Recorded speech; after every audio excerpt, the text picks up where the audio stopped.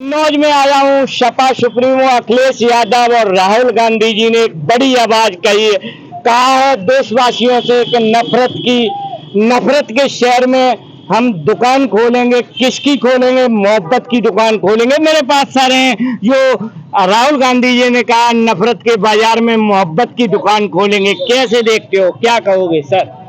हम कन्नौज के हर गांव में गए तो गांव में इतना असर है आज किसी भी कास्ट के लोग हों, सभी की भावना ये जुड़ चुकी है कि ये सरकार को उखाड़ फेंको, ये नफरत की दुकान को कर दी। लेकिन ऐतिहासिक भीड़ कन्नौज में हुई है। मैंने ये जो कौन सा ये पार्क है सर? बोर्डिंग पार्क जो पार्क है कन्नौज का, यहाँ पंडाल के अलावा खेतों में भी लोग दिखाई दे रहे थे। और सबसे बड़ी बात ऐतिहासिक भीड़।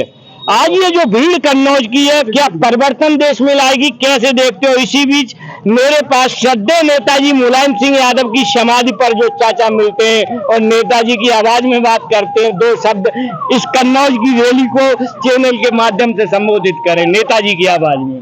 तो कन्नौज के भाइयों, आपके लिए कोई हम नए नहीं हैं और ना ही आप हमारे लिए नए हैं। ये भोजन मैदान भी हमारे लिए नया नहीं है और ना इस मैदान के लिए हम नए हैं।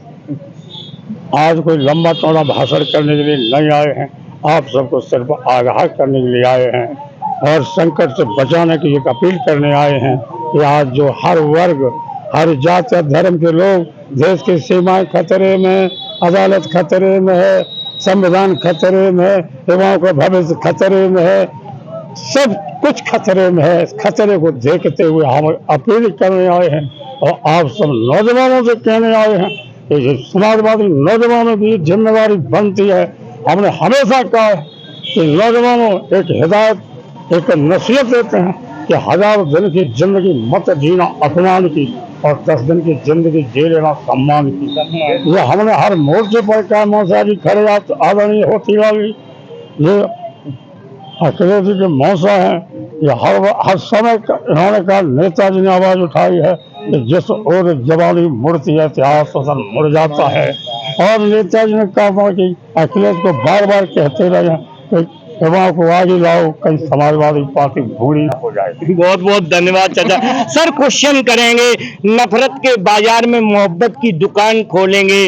दो जो युवा नेता हैं देश के सर्वोच्च पद की तरफ बढ़ रहे हैं, राहुल गांधी और अखिलेश यादव जी, कहीं ना कहीं जो प्रधानमंत्री जी और गृह मंत्री जी, दो लोगों की जोड़ी कहते हैं, कई एक बातें कहते हैं, क्या कहोगे सर? ये दुकान खोलेंगे नहीं, खोल ली इन्होंने दुकान। जो आपने ऐतिहासिक यहाँ रैली बताई ऐतिहासिक है, इस समय भी मैंने देखते आए, अगर ये पुलिस रोकती नहीं, इस भीड़ को जगह जगह न रोकती तो इसका इतिहास और बदल जाता है। बहुत भारी हमने रास्ते में भी देखी, हर जगह पुलिस ने रोक। लेकिन मैंने इंटरव्यू लिया तो हर जाति, हर वर्ग, SC OBC माइनॉरिटी, सभी लोग इस रैली में मुझे दिखाई दिए। बिल्कुल बिल्कुल, आपने सही जो लिया, आप सही बता रहे। मैंने भी बताया था अभी कि हर गांव में हम गए तो गांव में काफी गांव में गए तो सभी कास्ट के लोग इसमें अब की बात दुकान को, नफरत की जो मोहब्बत की दुकान उसको चलाने को तैयार। मोहब्बत की दुकान खुलेगी कन्नौज के अंदर, शायद है उसमें इत्र बिचेगा। लेकिन देश में रोजगार की बात रखी है राहुल गांधी ने और अखिलेश जी ने। अगर उन्होंने कहा है अगर इंडिया गठबंधन की सरकार बनी तो 1 लाख रुपया गरीबों के खाते में पहुंचेगा। बड़ी बात है, खाते में जाएगा, महिलाओं के खाते में जाएगा। सर एक क्वेश्चन आपसे करेंगे, राहुल गांधी और अखिलेश यादव जी ने एक बात कहा कि 20 लोगों का 16 लाख करोड़ रुपया भारत सरकार ने माफ किया, मोदी जी ने माफ किया। अगर ये पैसा किसान गरीब मजदूर को दे दिया जाता तो कहीं ना कहीं गरीबों के बुनकरों के आंसू जाते। कैसे देखते हो, क्या कहोगे? ये बात तो आप सभी जानते, कितना पैसा, कितने लोग इसमें संतुष्ट होते, इसमें इतना पैसा आ जाता, कितना ये पूरा देश के आधे लोग से ज्यादा संतुष्ट हो जाते। बहुत बहुत धन्यवाद। हम आपसे क्वेश्चन करेंगे, अमित शाह जी या देश के राजनेता आते हैं, सार्वजनिक मंचों से हिंदू मुसलमान की बात करते हैं। बड़ी बात है, जब भी कोई देश का राजनेता संवैधानिक पद पर पहुंचता है तो वो ईश्वर व भारत के संविधान की शपथ लेता कि मैं भेदभाव नहीं करूंगा। उसके बाद हिंदू मुसलमान कैसे, इस बात बीजेपी के पास में हिंदू मुसलमान के अलावा कोई मुद्दा नहीं बचा है। जब देश फैलाने के अलावा हिंदू मुस्लिम, कल तक के हमारे माननीय सांसद सुब्रत पाठक जी ने समाजवादियों को आतंकवादी संगठन मतलब यहाँ पे घोषित करने का वो किया है। कल का उनका लेटर देश के इतिहास में स्वतंत्रता सेनानी शहादत जो उलेमाओं ने दी है, मुसलमान भाइयों ने और मुसलमानों ने दिए, उनके परिवार कैसे बुलाया जा सकता है? उनको बीजेपी भूल चुकी है, वो कहीं पर से याद ही नहीं करती है। क्या मुसलमान या जो राष्ट्रीय मतलब महात्मा गांधी से लेके भारत को परमाणु संपन्न बनाया है कलाम साहब ने बनाया, बीजेपी कैसे भूल रही? क्या बीजेपी भाई उनके पास हिंदू मुसलमान का मुद्दे के अलावा कोई नहीं है। राम मंदिर बन गया, अब उनके पास क्या बचा है? और सबसे बड़ी बात है, आपसे एक क्वेश्चन है, अखिलेश यादव जी ने यहाँ कन्नौज में मंदिर पे पूजा पाठ की, उसके बाद मंदिर को धुलवाना, ये चीज मेरे हिंदू भाइयों को भी देखना चाहिए। उसमें कौन मुसलमान गया हुआ था गौरी शंकर मंदिर में? अखिलेश जी हिंदू नहीं है, अखिलेश जी हिंदू नहीं है। उन्होंने अपने हिंदू भाइयों की वजह से मंदिर को धुलवाया। उनकी वो देखिए कितनी बड़ी कितना भेदभाव कहा जाए। चाचा कैसे तो मंदिर को धुलवाना, एक इतना बड़ा नेता अखिलेश यादव कोई साधारण नेता नहीं है। राहुल गांधी अगर ये लोग मंदिर पे जाएं या मस्जिद में जाएं उसके बाद उसे धुलवाया जाए, कैसे देखिए आज हमारे भारत में सब चीज को देखते हुए हमारे देश की सभी जातियां भारतीय जनता पार्टी से नाराज हो गई हैं। इनके चुगलेबाजी, धर्म विरोधी, जाति विरोधी सरकार को हटा करके जैसे आज बड़ी बात है, देख सकते हो ये संदेश मजहब नहीं सिखाता आपस में बैर रखना।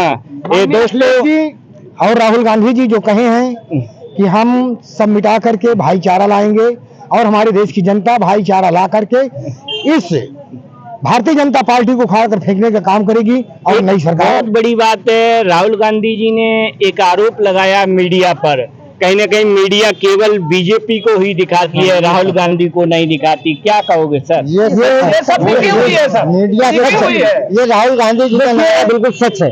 मीडिया सिवाय बीजेपी वालों को दिखाने के लिए मीडिया के ऊपर एक शब्द मैं कहूंगा कि कलम के सिपाही अगर तुम सो गए, कलम के सिपाही अगर कहीं सो गए तो ये वतन के पुजारी वतन बेच देंगे। ये जी जी क्या कहोगे? क्या कहोगे? ये देश हिंदू मुसलमान से चलेगा तो भाईचारे धार्मिक उन्माद की सत्ता है। जहां जहां धार्मिक उन्माद हुआ वो देश बर्बाद हो गया। अब हम लोग सारा हिंदुस्तान ये समझ चुका है इनकी सरकार को उखाड़ कर फेंक देगा। ये मौन क्रांति है। जेपी बाबू ने कहा था ना, क्रांति कभी कोई नेता नहीं पैदा करता है, जमीन के गर्भ से भूचाल निकलता है। वो एक ऐसा भूचाल होगा जो मौन क्रांति है इस समय हिंदुस्तान में, वो सब इनका तख्ता पलट कर देगी और भारतीय जनता पार्टी को उखाड़ कर फेंक देगी। बीजेपी कह रही है अब की बार 4 से पार है। बता दिया, राहुल जी ने बता दिया 4000 पार, 8000 पार, 10,000 पार, वो भूल जाते हैं। 4000 पार बता रहे थे, तो वो तो इनका सब खत्म हो गया। कहीं कोई आर पार नहीं, अब इनको तड़ी पार कर देंगे। लेकिन एक बहुत बड़ी जो क्वेश्चन आपसे करूंगा, आपसे भी पूछूंगा सर कि जैसे बीजेपी में अगर कोई भी कितना भी भ्रष्ट नेता पहुंच जाता है वो साफ हो जाता है जी, वो वॉशिंग मशीन है उनके पास। अगर विपक्ष में है तो उसके पास कहीं ना कहीं सीबीआई या उसे जेल भेज दिया जाता है। 10 साल से सरकार जो है देश में जो है मोदी जी की है और 7 साल से योगी जी की सरकार है। इसमें जो है जो भी करप्शन हुए हैं क्या इनके मंत्रियों ने नहीं किया है? हेमंता बिस्वा शर्मा, आसाम की बात हम करते हैं, वो कितने बड़े जो है उनको जो है यहाँ पार्टी में डाल कर धोकर निकाल दिया गया। ऐसे तमाम जो है नेता है जिनको जो है पार्टी में धोकर के 5 रुपए क्वार्टर से निकाल दिया गया था पैसल से। कैसे देखते हो, क्या उद्योगपतियों का साथ देती है बीजेपी? बिल्कुल, उद्योगपति सीधा उद्योगपतियों के अलावा है ही नहीं कुछ। इनके पास सिर्फ उद्योगपतियों से पैसा लेकर के हिंदुस्तान के गरीब और किसानों को इनका उत्पीड़न, दबे कुचले लोगों को वहीं पर शिक्षा और चिकित्सा जीरो, गरीब आदमी का बच्चा नहीं पढ़ पाए, किसान का बच्चा वहीं रहे, संविधान बदलना इनका यही सिस्टम। अगर इस बार ये धोखे से कहीं गलत तरीके से सत्ता में आ गए तो देश का दुर्भाग्य होगा। ये संविधान बदल देंगे, किसान और मजदूर गुलाम हो जाएगा। बड़ी बात है, किसान और मजदूर। हमारा संविधान विविधता में एकता का प्रतीक है और उसकी रक्षा करने के लिए माननीय अखिलेश जी और राहुल जी साथ आए हैं। आज राहुल गांधी जी ने संविधान की किताब को भी 3 बार उठाया है सार्वजनिक। जी, तो सच्चे संविधान के संरक्षक यही लोग हैं। बड़ी बात है, देखो बड़ी बात, आज संविधान की किताब को भी राहुल गांधी, अखिलेश यादव जी अपने हाथ में लिए हुए कन्नौज में एक बहुत बड़ी जनसैलाब को संबोधित किया है। इस रैली को अगर देखते हुए अगर देखा जाए तो कहीं ना कहीं परिवर्तन दिखाई दे रहा है कन्नौज की धरती से। बहुत बहुत धन्यवाद। इसी के साथ मैं कपिल यादव, MBM न्यूज 24 कन्नौज उत्तर प्रदेश।